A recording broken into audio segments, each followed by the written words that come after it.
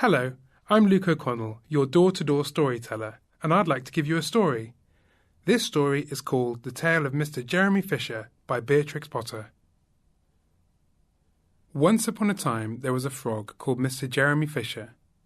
He lived in a little damp house amongst the buttercups at the edge of a pond. The water was all slippy-sloppy in the larder and in the back passage. But Mr. Jeremy liked getting his feet wet. Nobody ever scolded him, and he never caught a cold. He was quite pleased when he looked out and saw large drops of rain splashing in the pond. "I will get some worms and go fishing and catch a dish of minnows for my dinner," said Mr. Jeremy Fisher. "If I catch more than 5 fish, I will invite my friends, Mr. Alderman Tommy Tortoise and Sir Isaac Newton. The alderman, however, eats salad." Mr. Jeremy put on a mackintosh and a pair of shiny galoshes. He took his rod and basket and set off with enormous hops to the place where he kept his boat. The boat was round and green, and very like the other lily leaves. It was tied to a water plant in the middle of the pond. Mr. Jeremy took a reed pole and pushed the boat out into open water. "I know a good place for minnows," said Mr. Jeremy Fisher. Mr. Jeremy stuck his pole into the mud and fastened the boat to it. Then he settled himself cross-legged and arranged his fishing tackle. He had the dearest little red float. His rod was a tough stalk of grass, his line was a fine long white horsehair, and he tied a little wriggling worm to the end. The rain trickled down his back, and for nearly an hour he stared at the float.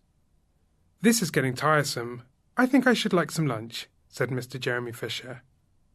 He punted back again amongst the water plants and took some lunch out of his basket. "I will eat a butterfly sandwich and wait till the shower is over," said Mr. Jeremy Fisher. A great big water beetle came up underneath the lily leaf and tweaked the toe of one of his galoshes. Mr. Jeremy crossed his legs up shorter, out of reach, and went on eating his sandwich. Once or twice something moved about with a rustle and a splash amongst the rushes at the side of the pond. "I trust that is not a rat," said Mr. Jeremy Fisher. "I think I had better get away from here." Mr. Jeremy shoved the boat out again a little way and dropped in the bait. There was a bite almost directly. The float gave a tremendous bobbit. "A minnow! A minnow! I have him by the nose!" cried Mr. Jeremy Fisher, jerking up his rod. But what a horrible surprise! Instead of a smooth, fat minnow, Mr. Jeremy landed little Jack Sharp the stickleback, covered with spines. The stickleback floundered about the boat, pricking and snapping until he was quite out of breath.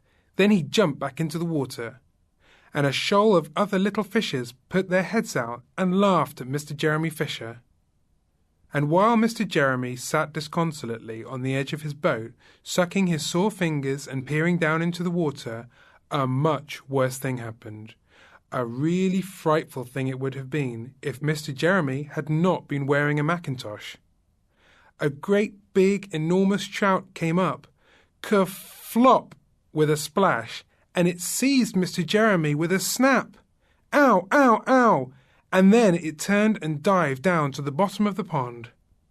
But the trout was so displeased with the taste of the mackintosh that in less than half a minute it spat him out again, and the only thing it swallowed was Mr. Jeremy's galoshes.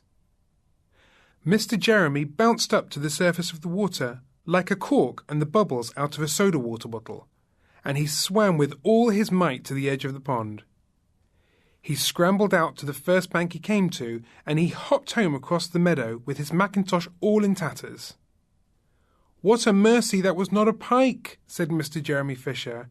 "I have lost my rod and basket, but it does not matter, for I am sure I should never have dared to go fishing again." He put some sticking plaster on his fingers, and his friends both came to dinner. He could not offer them fish, but he had something else in his larder. Sir Isaac Newton wore his black and gold waistcoat, and Mr. Alderman Tommy Tortoise brought a salad with him in a string bag. And instead of a nice dish of minnows, they had a roasted grasshopper with ladybird sauce, which frogs consider a beautiful treat, but I think it must have been nasty. The end. You just listened to The Tale of Mr. Jeremy Fisher by Beatrix Potter, read to you by your door-to-door storyteller, Luke O'Connell. Thank you for listening. A production of We Are One Body Audio Theatre.